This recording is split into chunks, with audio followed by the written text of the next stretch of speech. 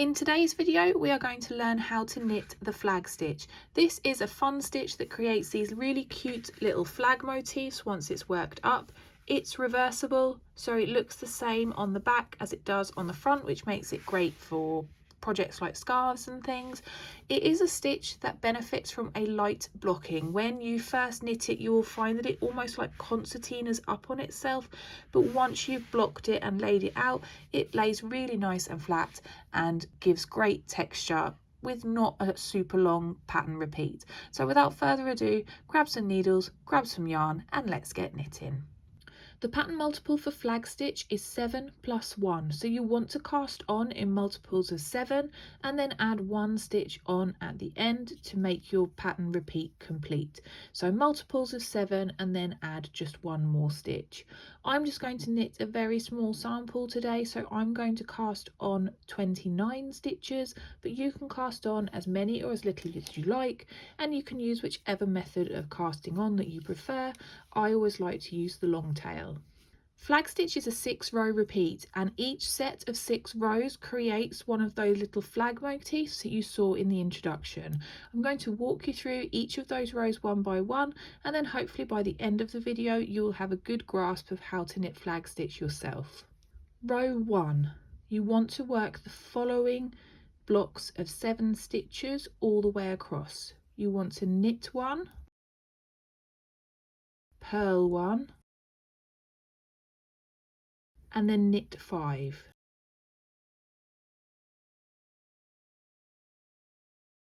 Just to go over that again, it's knit 1, purl 1, and then knit 5.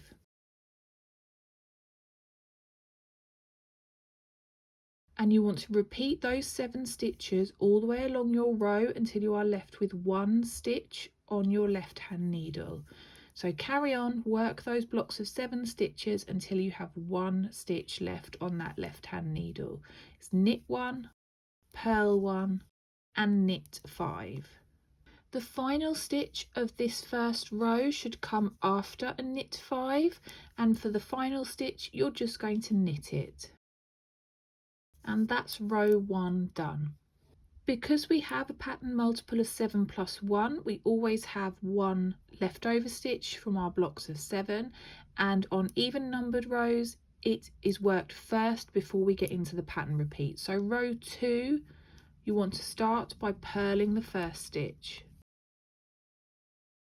and then we're going to move into our 7 stitch pattern repeat, and that is as follows. It is purl 4,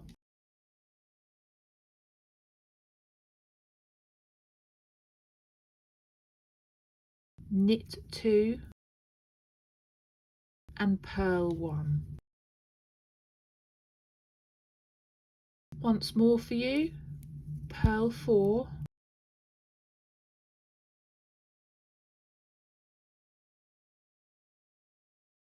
knit 2, and purl 1.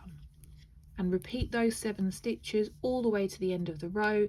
You shouldn't have any stitches left over. You should be able to complete a pattern repeat and hit the end of the row after the end of that pattern repeat. As with all the odd numbered rows, we are going to work our pattern repeat first and then work the odd leftover stitch last. So our pattern repeat for row 3 is as follows. You want to knit 1, purl 3,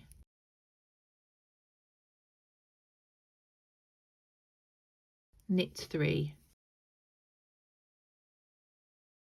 So that's knit 1, purl 3, and then knit 3. And repeat those 7 stitches until you have 1 stitch left on your left hand needle, and that should come naturally at the end of a block of 7 stitches, so it should come after a knit 3. And that final stitch of row 3 you just want to knit. Row 4, you want to purl the first stitch, and this doesn't form part of our 7 stitch pattern repeat. That's the leftover stitch that we have to work at the beginning and end of each row. Then for the pattern repeat you want to purl 2, knit 4, and purl 1. So that's purl 2, knit 4 and purl 1. And you repeat those 7 stitches all the way along until the end of your row, and it should fall naturally at the end of 7 stitches that you hit the end of that row. Row 5, you want to work knit 1, purl 5,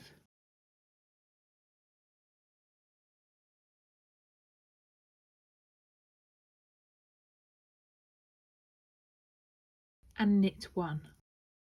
Just to recap again, that's knit 1, purl 5,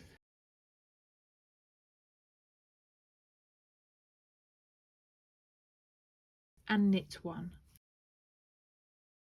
And you want to work those 7 stitches all the way along until you have 1 stitch left on that left hand needle, and that final stitch you just want to knit like we have with all of our other odd numbered rows. So work all the way across until you've worked your repeats and have 1 stitch left, and then knit that final stitch. The final row of our repeat is row 6, and it's worked as follows. You want to purl the first stitch, and that stitch does not count as part of your 7 stitch repeat. And then you want to head into your 7 stitch repeat, and that's as follows. You want to knit 6,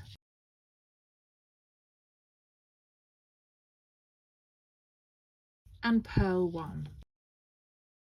Nice and easy for row 6. It's knit 6 and then purl 1 all the way to the end of the row. And you should have enough stitches to finish on a purl 1.